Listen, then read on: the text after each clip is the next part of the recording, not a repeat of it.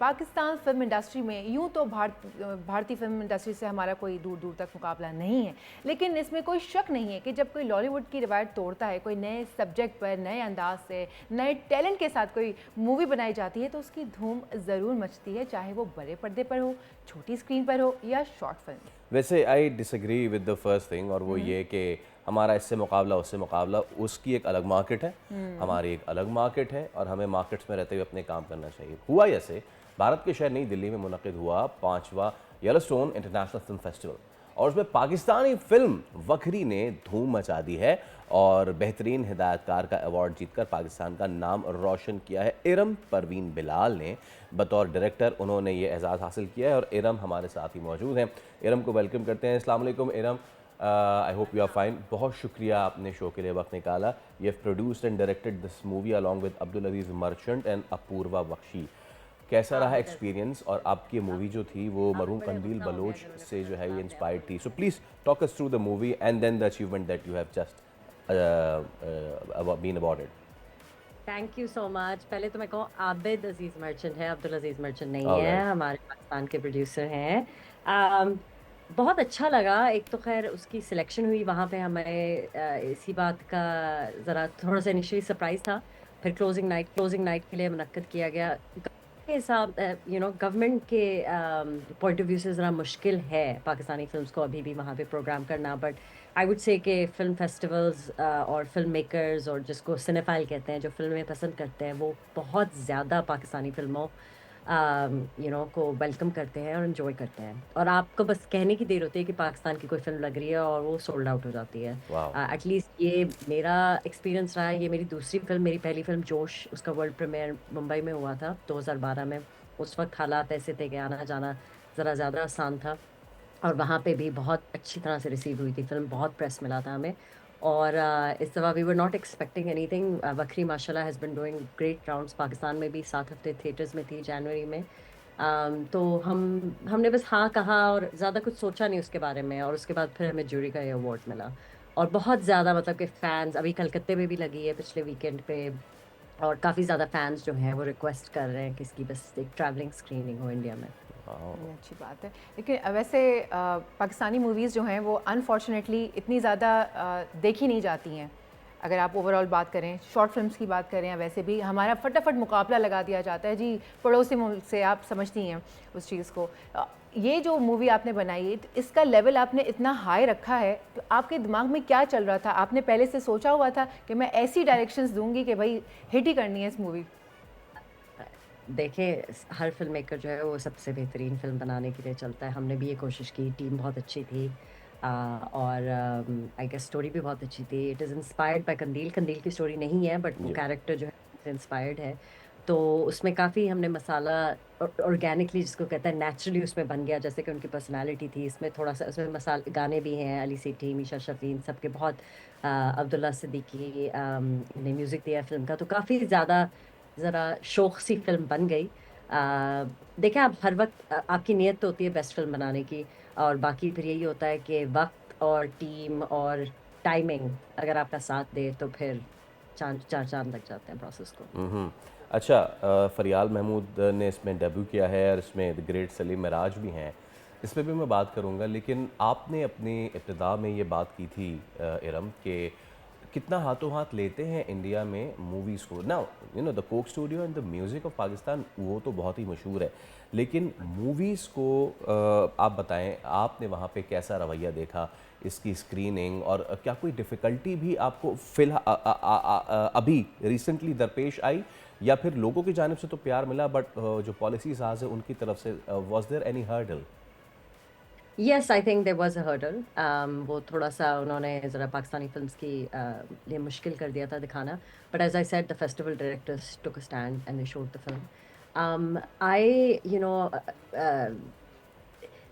Pakistani talent को हमेशा जो अवाम है इंडिया की, उन्होंने पहचाना है। चाहे वो हमारे म्यूजिशियंस हो, चाहे वो हमारे ड्रामे हो, चाहे वो हमारी फिल्में हो। एंड यू नो आप जब एक इंटरनेशनल सर्किट में रहते हैं तो आपकी मुलाकात भी होती है आर्टिस्ट से, और हमेशा इज्जत अफजाई ही होती है, बिकॉज वो क्राफ्ट का लेवल जो एक पाकिस्तान का है। अगर आप रिसेंट भी अभी फिल्म्स देख लें, शोएब मंसूर की फिल्म्स बहुत फेमस हैं वहाँ, यू नो सबिया सुमन की खामोश पानी, तो बहुत ज़्यादा, और पुराने ज़माने से यू नो नूरजहाँ के वक्त, मतलब वहीद मुरादी सारी, तो इट्स नॉट कि वो क्राफ्ट को पसंद करते हैं और जो अच्छा है वो अच्छा है, beyond national you know sort of ideology. But I would say कि सिनेमा का जितना ज़ौक, और दूसरा ये है कि क्यूरियोसिटी है, यू नो हमें तो फिर भी बॉलीवुड का एक्सेस मिल जाता है इंटरनेशनल तरीक़ों से, या जिस तरीके से भी आपने करना है, VHS बाई जो भी करते हैं लोग। लेकिन पाकिस्तान की एक तो फ़िल्में बनती कम हैं, और फिर उनकी डिस्ट्रीब्यूशन भी मुश्किल होती है, तो वो एक क्यूरियोसिटी लेवल जो है ना, उसके वजह से भी आई थिंक लोग देखना चाहते हैं। लेकिन हमारे जो आई वुड से हमारी हिस्ट्री, हमारे इतिहास में जो स्टैंडर्ड्स हमारे सीनियर्स ने सेट किए हैं वो बहुत आला है, और उनको माना जाता है। अभी भी कभी मैं कभी तो उनका आप देख लें कि किस कदर ड्रामा था, उसका यूट्यूब पे, I mean millions, and you know like equally Indians as Pakistanis, because जुबान एक है, काफ़ी ज़्यादा मतलब नेशनल काफ़ी मिलती जुलती है इन दैट सेंस, तो वो एक ट्रैवलिंग है यू नो कंटेंट का across the border in both ways. तो इरम, प्रेशर में तो आप लोग आए होंगे कि इतने बड़े फेस्टिवल में आप लोगों की मूवी जो है वो प्रीमियर होने जा रही है, दिखाई जाने, कुछ प्रेशर होगा ना कि पता नहीं जीतते हैं नहीं जीतते हैं? नहीं, आपको पता है जब आप ये काम काफ़ी अर्से तक करते रहते हैं तो अवार्ड्स वगैरह आप सोचते भी नहीं हैं। हमारे लिए तो बड़ा सरप्राइज़ था।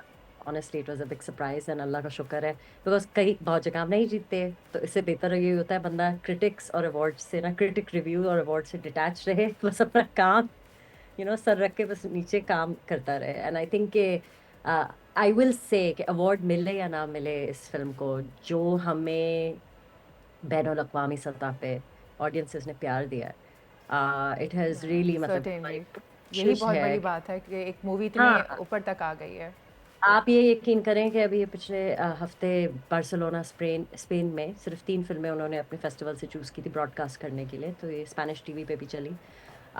तो अभी बस हमारा यही फ़ोकस है कि इंशाल्लाह इसकी डिस्ट्रीब्यूशन हो, और ये प्लेटफ़ॉर्म्स पे जाए, क्योंकि पाकिस्तानी फ़िल्मों की एक तो बनना बहुत मुश्किल है, लेकिन डिस्ट्रीब्यूशन उससे भी ज़्यादा मुश्किल है। बिकॉज़ यू नो एक पूरा एक इंटरनेशनल है मीडिया की डिस्ट्रीब्यूशन लेवल में। सो बस हमारी बस ये दुआ है कि ये मैक्सिमम लोगों तक पहुँचे, और अच्छा इरम, आगे आपने ये कहा कि इट्स बीन इंस्पायर्ड बाय कंदील। कंदील पर ये मूवी नहीं है, लेकिन नहीं। उनसे फरियाल महमूद ने इसमें डेब्यू किया है। थोड़ा सा स्टोरी के बारे में बताइए। एक टीचर हैं, और उसके बाद उनके साथ क्या हो जाता है, थोड़ा सा बताइए, फिर मैं आपसे अगला सवाल करता हूँ। तो एक टीचर हैं जो कि अपनी रोबोटिक स्कूल, गर्ल्स की रोबोटिक स्कूल के लिए पैसे रेज़ करना चाह रही हैं, लेकिन वो बहुत ही सीधी-सादी से हैं, सीधे-सादे तरीकों से करना चाहती हैं। तो उनको सब, उनका एक फ्रेंड होता है, बड़ा बेस्ट फ्रेंड, कहते हैं तुम्हें मसाला डालना चाहिए, कहते हैं मुझे मसाले की ज़रूरत नहीं है, मेरा पैगाम जो है वो दैट्स इनफ। तो वो करते एक दिन वो एक पार्टी में जाती है रात को ना, तो बहुत ही गुस्से में वो कुछ स्टेज पे आके बोल देती है, वो वायरल हो जाता है, और ओके। बिग शिट पहन के ना बिल्कुल अपने आप को बना के, और फिर उसके बाद वो नोटिस करती है कि वाक़ई वही एक ख़ास तरीके से बोला जाए तो लोग सुनते हैं। तो वो क्या शुरू करती है कि अपने जो मैसेजेस होते हैं वो उसी टेढ़े सीधे तरीके से वो बोलने की कोशिश करती है, वो बहुत ज़्यादा वायरल हो जाती है। तो फिर it's almost like a super hero story, कि उसका असल और उसका जो वायरल वो दोनों पहलू हैं, उनको अलग रखना है, सीक्रेट रखना है। She is also single mother, single in the sense कि शी इज़ अ विडो, तो वो भी एक एलिमेंट है, उसका ससुराल से भी एक पूरा टिफ़ चल रहा है। तो इस दौरान जो है क्या होता है कि उसकी इतनी ज़्यादा पावर हो जाती है कि वो पॉलिटिक्स की आग में आ जाती है, और टॉक शोज़, और जिस तरह कंदील का था, कि she becomes like a centre of attention, कि क्या मतलब कि ये खातून कौन है, ये क्या है, इनका एजेंडा क्या है। तो इस you know cat and mouse game में फिर क्या होता है आगे, वो मैं एंड तो आपको बता नहीं सकती। बिल्कुल ठीक बात है। अच्छा, आपने अपनी दूसरे सवाल के जवाब में ये कहा था कि एक तो फ़िल्में बनती कम है हमारे पास, डिस्ट्रीब्यूशन का एक बहुत बड़ा इशू होता है। इरम, पाकिस्तान के तूलो अर्ज़ से, खुजदार से लेके यू नो पाक चाइना बॉर्डर तक, हमारे पास अपनी लोकल कहानियाँ बिल्कुल भी कम नहीं हैं। हमारे पास बिल्कुल। रूपलो कोहली की कहानी है, हमारे पास थर की कहानी है, हमारे पास स्वात की कहानियाँ हैं, हमारे पास कितनी कहानियाँ हैं। तो क्यों फिर फ़िल्में कम बनती हैं? इशू क्या है? ये बहुत लंबा आपने टॉपिक छेड़ दिया है। I think it goes back to cinema की जो कदर और एक रिस्पेक्ट जो हमने 70s में खो दी थी। और उसको एक टैबू का नाम दे दिया था। तो वो एक जो कल्चरली जो है ना, हम आर्ट और आर्टिस्ट को इतनी इम्पोर्टेंस देते नहीं हैं जितनी हमें देनी चाहिए। देखिए इमेजिनेशन, साइंस आइंस्टाइन कहता है कि imagination is better than knowledge. तो एक लर्निंग बाय रोट और मैथ एंड साइंस के साथ साथ अगर हम अपनी आर्ट और इमेजिनेशन और क्रिएटिविटी को भी स्कूलों के लेवल से ही अगर शुरू करें, तो एक समाज भी आर्टिस्टों की कदर करेगा, उनकी इज्जत करेगा, फिर लोग अपने बच्चों को वहाँ भेजेंगे, फिर एक पूरा एक इथॉस बनता है। तो ये बहुत लंबी कहानी है। आई थिंक इस सिनेमा को स्पेसिफिकली बहुत टारगेट किया गया है पॉलिटिक्स में, और अब वो मर गया है। तो एक जब कहा जाता है हर इंसान की अपनी पॉइंट ऑफ व्यू है इस पे। आई थिंक कि इंटरनेशनल फिल्म्स हर जगह की, बल्कि हमारे पड़ोसी मुल्क की भी खोल देनी चाहिए, ताकि फिर डिमांड सप्लाई बढ़े, क्योंकि हमारी इंडस्ट्री, ऑलराइट, हमारे जो नंबर वो है ना, वो ज़रा कम है। Absolutely. Thank you so much Iram Bilal Parveen, it was a pleasure. उम्मीद करते हैं कि आपकी ये मूवी और आने वाली मूवीज़ भी दिन दुगनी रात चौगनी तरक्की करें। सब्सक्राइब करें और बेल दबाएं ताकि कोई खबर रह न जाए।